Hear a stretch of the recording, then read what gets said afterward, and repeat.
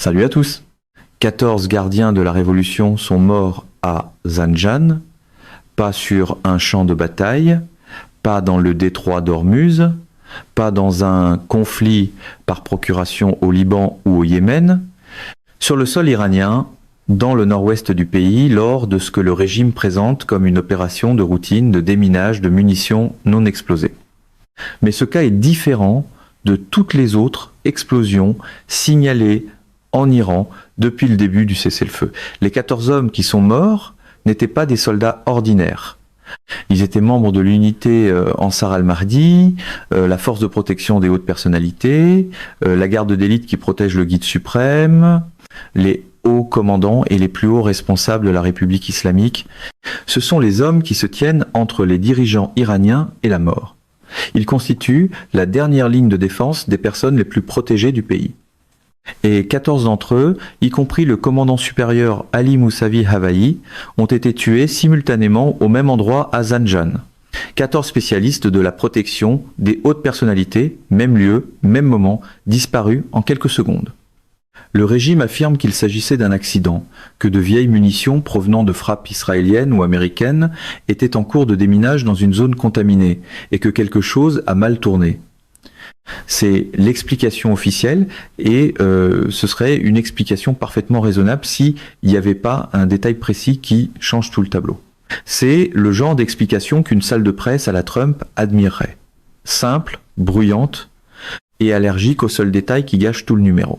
Dans toute opération standard de déminage de munitions, dans n'importe quelle armée du monde, on ne regroupe pas du personnel d'élite chargé de la protection des hautes personnalités sur le site de déminage.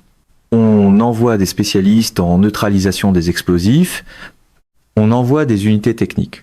On n'envoie pas les hommes qui protègent le guide suprême se tenir dans un champ pendant que de vieilles munitions sont déplacées. La présence de personnel d'Ansar al-Mahdi sur un site de déminage de munitions ne correspond ni à la doctrine militaire, ni au protocole, ni à une quelconque explication opérationnelle logique. Quelque chose d'autre s'est produit à Zanjan le 1 mai, et le régime le sait. Ce qui se passe actuellement dans les rues iraniennes est l'histoire qui se déroule sous chaque développement diplomatique, chaque proposition passant par le Pakistan, chaque prolongation de cessez-le-feu. Et c'est cette histoire qui détermine si la pression venue de l'extérieur trouvera un jour un point de fracture à l'intérieur. Le point de départ, c'est l'unité Ansar al-Mahdi, parce que comprendre qui étaient ces 14 hommes est essentiel pour comprendre pourquoi leur mort compte au-delà du bilan humain.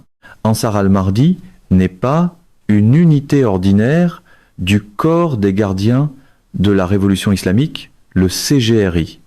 C'est l'équivalent, pour la République islamique, du Secret Service. Sa fonction est de protéger les plus hauts dirigeants du régime, y compris le guide suprême, les commandants du CGRI et les individus de la hiérarchie sécuritaire qui constituent la base irremplaçable de connaissances opérationnelles de tout le système. Les membres de cette unité ne sont pas affectés à des opérations de terrain dans des zones contaminées pour effectuer un déminage de routine. Leur profil opérationnel, c'est la protection rapprochée, la sécurisation des itinéraires, le renforcement des installations et la gestion des déplacements de personnes dont la mort constituerait une crise institutionnelle pour le régime. La présence de 14 membres d'Ansar al-Mahdi, y compris un commandant supérieur, à un endroit précis de Zanjan à un moment précis, constitue en soi l'échec du renseignement, pas l'explosion. Le regroupement. Quelqu'un savait que ces 14 hommes seraient à cet endroit. Quelqu'un connaissait leur itinéraire, leur horaire, leur position sur le terrain, et quelqu'un a utilisé cette information pour s'assurer qu'ils se trouvent tous au même point au moment où ce qui s'est produit s'est produit. Le Times of Israel et des analystes du renseignement de sources ouvertes, examinant l'incident à partir de sources de la diaspora, ont précisément noté que le regroupement de personnel d'élite chargé de la protection des hautes personnalités en un seul point ne correspond pas à la logique opérationnelle d'un exercice de déminage de munitions. Des reportages d'Al Arabiya et des données divulguées dans la région ont soulevé la possibilité qu'il s'agisse d'une opération de sabotage de précision exécutée grâce à des coordonnées fournies depuis l'intérieur du système et non par un service de renseignement externe qui aurait suivi les déplacements de ces hommes par surveillance satellitaire, même si cette capacité existe.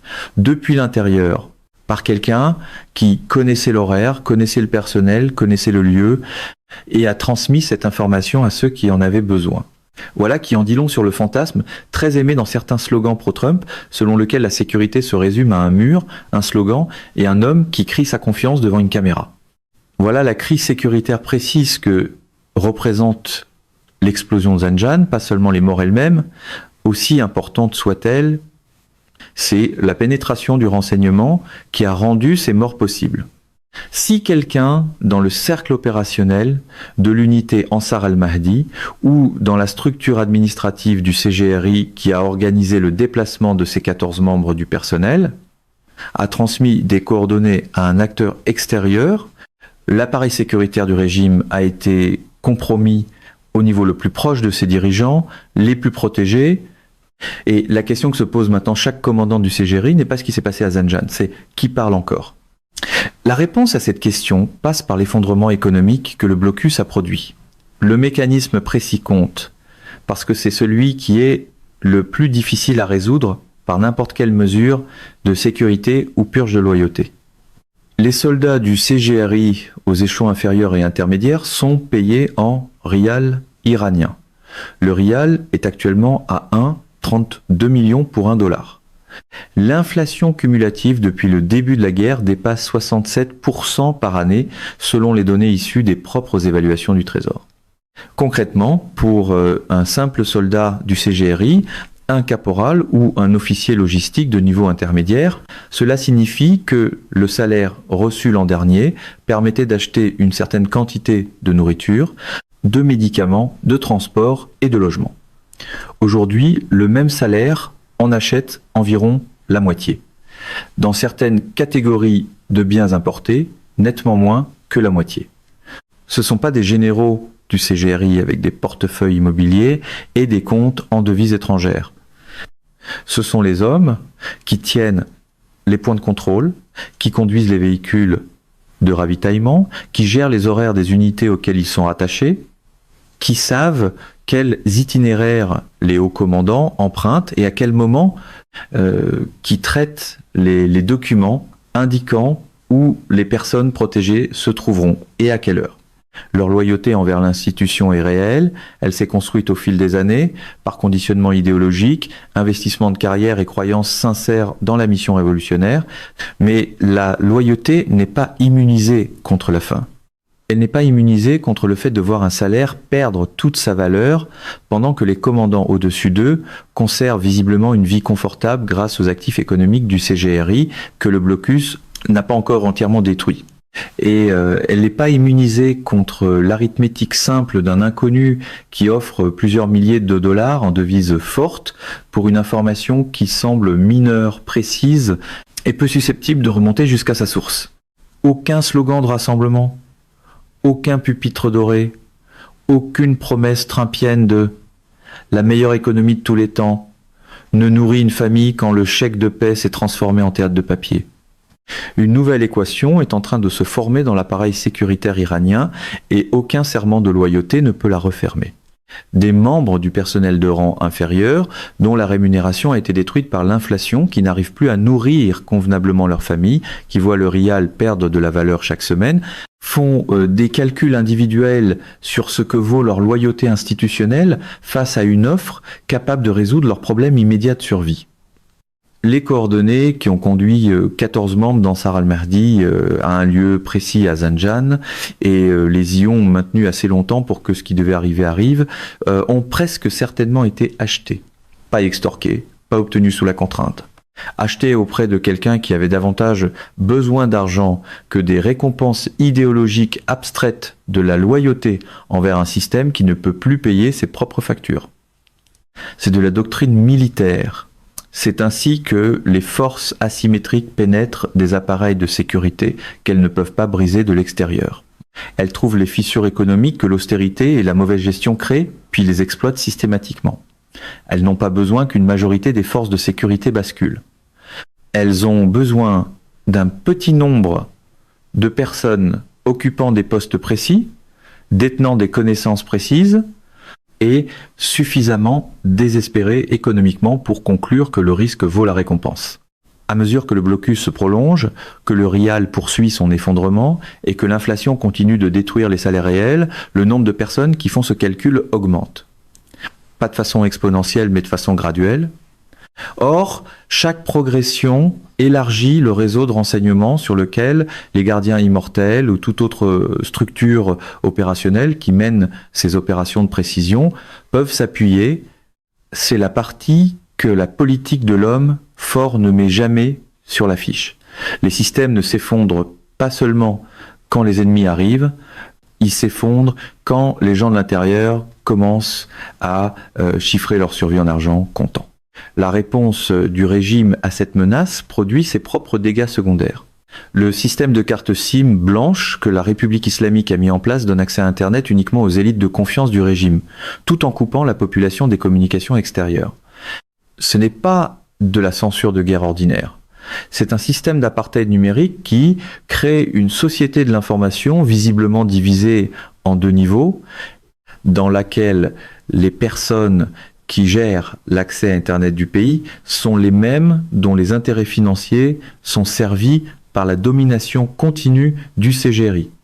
Le soldat ordinaire à un point de contrôle qui ne peut pas se payer assez de nourriture sait que son général a un accès à Internet sans restriction. L'ouvrier d'usine qui n'a pas été payé depuis 3 mois sait que le bureaucrate au-dessus de lui a une carte SIM blanche. Ces asymétries visibles d'accès et de privilèges dans une période de difficultés matérielles partagées ne renforcent pas la loyauté, elles la corrodent. C'est le privilège avec forfait de données, le genre de génie gouvernemental qu'un influenceur pro-Trump pourrait rebaptiser efficacité des élites avant que les captures d'écran ne fuitent. Le cas de Hamid Al-Adin est le visage humain de la paranoïa informationnelle du régime poussé jusqu'à sa conclusion logique. Père de 2 enfants, il a été arrêté parce qu'il possédait un appareil Starlink. Il n'a pas eu de procès. Aucune preuve ne lui a été présentée. Il a été battu à mort en détention. Son corps n'a été rendu à sa famille qu'après qu'elle eut signé un document acceptant de ne pas parler publiquement de ce qui lui était arrivé. C'est le régime qui tue des civils pour s'être connectés à Internet, non pas pour avoir organisé des manifestations, non pas pour avoir contacté des services de renseignement étrangers, mais pour avoir utilisé un terminal Internet par satellite. La logique précise de cette réponse révèle la peur précise qui la motive. Le régime ne craint pas un utilisateur de Starlink parce que cet utilisateur individuel serait dangereux. Il craint les utilisateurs de Starlink parce qu'ils peuvent documenter et que la documentation brise le monopole de l'information qui reste le principal outil de contrôle social du régime. Si des images de scène de type Two Apps en flammes parviennent aux médias internationaux depuis l'intérieur de l'Iran, si des vidéos d'opérations des forces de sécurité contre des manifestants circulent avant que le régime puisse les supprimer, si les détails précis d'incidents comme celui de Zanjan atteignent des analystes internationaux en source ouverte avant que les médias d'État puissent construire une version officielle, la capacité du régime à contrôler le récit de sa propre survie est compromise. L'appareil Starlink constitue une menace non pas pour la sécurité physique d'un individu, mais pour la fiction institutionnelle du régime. Et le régime répond aux menaces contre sa fiction institutionnelle avec les mêmes instruments qu'il déploie contre les menaces physiques. Détention, coups, mort. Mais voilà le paradoxe auquel le régime ne peut pas échapper. Plus il réagit brutalement à l'accès civil à l'information, plus cette réaction devient elle-même de l'information. La mort de Hamid Al-Adin a circulé dans les réseaux de la diaspora, a atteint les médias internationaux et est devenu exactement le type de documentation que le système de carte SIM blanche devait empêcher. En essayant de tuer l'histoire, le régime lui a simplement donné un passeport, ce qui est plutôt gênant pour tout gouvernement qui confond une panne organisée avec une stratégie. Le régime ne peut pas supprimer l'information sur sa propre suppression de l'information sans que cette suppression devienne elle-même l'information qui échappe à la suppression. C'est une boucle que la brutalité resserre à chaque itération. L'impact psychologique de l'explosion de Zanjan sur la structure de commandement du CGRI et la dimension que la littérature sécuritaire sur les conflits asymétriques visant des hiérarchies protégées décrit le plus clairement. Lorsqu'une unité de protection d'élite peut être ciblée avec ce niveau de précision, la réponse institutionnelle immédiate est la suspicion généralisée. Chaque commandant qui reçoit un rapport d'horaire se demande si la personne qui l'a rédigé est digne de confiance. Chaque officier supérieur qui approuve un plan de déplacement se demande si ce plan parviendra à une partie extérieure avant son exécution. Chaque aide qui gère la routine quotidienne d'un supérieur devient un risque de sécurité potentiel, simplement en raison de son accès. Le mécanisme décisionnel ralentit parce que l'infrastructure de confiance qui rend possible les décisions institutionnelles rapides a été compromise. C'est exactement ce que les opérations israéliennes contre les structures dirigeantes iraniennes cherchent à produire depuis des années à travers des campagnes d'élimination ciblées. Pas seulement les morts elles-mêmes, même si elles ont une valeur stratégique. La paranoïa qui suit les morts, les examens de sécurité interne qui consomment la capacité institutionnelle, les routines modifiées, les bunkers plus profonds, la visibilité réduite sur le terrain, le régime qui projetait publiquement confiance et contrôle devient, en privé, une direction qui a peur de sa propre ombre et qui modifie ses habitudes quotidiennes pour éviter d'être suivi par le réseau interne, quel qu'il soit, qui a fourni les coordonnées de Zanjan. Il est difficile de projeter une domination totale quand chaque invitation de calendrier ressemble à un aveu en attente. Pendant ce temps, le programme d'entraînement de dauphins existe. Ce n'est pas une satire. Des reportages en source ouverte ont confirmé que les forces navales iraniennes, confrontées à la réalité d'une marine américaine ayant déployé 3 groupes aéronavals, des sous-marins de classe Virginia, des avions de brouillage Growler et des Addix Thunderbolt, pour traquer leurs vedettes rapides, exploraient apparemment la possibilité d'entraîner des dauphins à poser des mines sur des navires de guerre américains. Des mammifères marins contre des systèmes sonars avancés intégrés à des réseaux de renseignement satellitaires qui surveillent chaque surface dans le détroit. Contre la même marine américaine qui a dérouté 39 navires, en a saisi 4, et a construit l'architecture mondiale d'application qui a intercepté le Tufani dans la baie du Bengale et le Majestic X entre le Sri Lanka et l'Indonésie. Le programme de dauphins n'est pas une capacité militaire, c'est un aveu. Lorsqu'une institution qui se présentait autrefois comme la force militaire asymétrique la plus redoutable de la région envisage le déploiement de mammifères marins comme option opérationnelle, ce que l'on observe, c'est une organisation qui a épuisé ses véritables alternatives stratégiques et qui produit désormais des idées reflétant la profondeur du désespoir plutôt que la qualité des options restantes. Quelque part dans l'école trumpienne du théâtre militaire, cela s'appellerait encore de la dissuasion innovante, de préférence en majuscule et sans question de suivi. C'est l'équivalent institutionnel du président qui demande aux gens d'allumer 2 lumières au lieu de 10. Le même registre psychologique qu'un système qui n'a plus de vraie réponse et qui comble le vide opérationnel avec tout ce qui peut être dit à voix haute pour maintenir la prétention d'une capacité toujours intacte. L'effondrement du réseau de proxy se déroule en parallèle avec la crise sécuritaire interne. Le Hezbollah, dans le sud du Liban, ne peut pas recevoir un soutien logistique suffisant d'un CGRI dont le propre budget a été détruit par le blocus. Les Houthis au Yémen sont devenus stratégiquement silencieux après avoir épuisé leurs munitions sans qu'aucun réapprovisionnement n'arrive d'un Téhéran qui n'en a plus les moyens. Les milices chiites irakiennes ont réduit leurs opérations parce que l'argent qui les finançait ne circule plus. Le cercle de feu que le CGRI a passé 40 ans et des centaines de milliards de dollars à construire autour d'Israël et des intérêts américains dans la région se refroidit de l'extérieur vers l'intérieur, alors que l'artère financière qui le soutenait a été sectionnée à la source. Un CGRI qui lutte contre une crise sécuritaire interne à la maison, qui voit son réseau de proxy s'effondrer à l'étranger, ses revenus pétroliers bloqués dans les ports, sa monnaie détruite par l'inflation, qui doit composer avec des soldats vendant des coordonnées opérationnelles pour survivre, tout en gérant simultanément les retombées politiques du président et du président du Parlement, qui tente de congédier le ministre des Affaires étrangères, est une institution attaquée de toutes les directions à la fois. Il n'a pas été conçu pour gérer cela. Il a été bâti pour la projection extérieure Il a été bâti pour menacer les voisins, financer des proxys, faire fonctionner des économies parallèles et mener des opérations de renseignement dans des capitales étrangères. Il n'a pas été bâti pour la combinaison précise de pénétration interne du renseignement, d'étranglement économique, de rébellion politique institutionnelle et de pression asymétrique persistante venant de l'opposition intérieure qu'il subit maintenant simultanément. L'explosion de Zanjan est un point de données dans un schéma plus large. Les morts mystérieuses signalées au cours des semaines précédentes sont d'autres points de données. Les fermetures d'usines à Téhéran, Ispahan et Tabriz, qui créent la psychologie de protestation de style Samara qui se développe dans les villes iraniennes parmi les populations voyant leur pouvoir d'achat s'effondrer en temps réel, est un autre point de données. Les parlementaires de la ligne dure, qui refusent de signer la déclaration soutenant l'équipe civile de négociation, sont un autre point de données.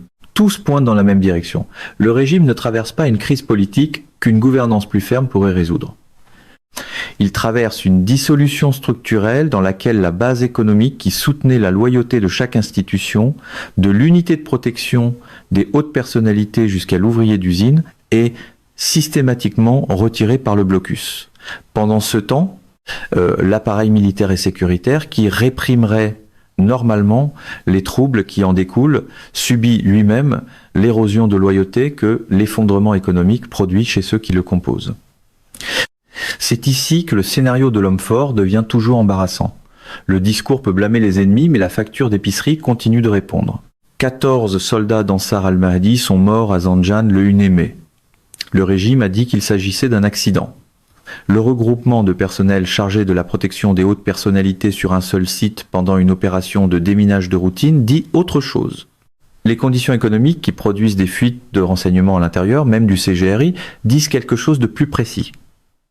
Et la paranoïa, qui suit une opération de précision contre les hommes qui protègent le guide suprême, dit quelque chose sur l'état psychologique de l'institution, qui bloque actuellement l'accord susceptible de soulager la pression à l'origine de tout cela. Les hommes les plus protégés du régime ne sont plus protégés, ni par leur emplacement, ni par leur routine, ni par la loyauté des hommes placés sous eux et qui connaissent ces routines. C'est pas un problème militaire. C'est la conséquence précise d'un effondrement économique qui consume de l'intérieur les fondations de la loyauté institutionnelle. Le blocus fonctionne de l'extérieur, Zanjan est la preuve qu'il fonctionne aussi de l'intérieur. Mesdames et messieurs, notre émission d'aujourd'hui s'arrête ici. Nous vous invitons à partager votre avis personnel dans la section des commentaires ci-dessous. Pouvoir, vérité ou salut, et vous donne rendez-vous très bientôt.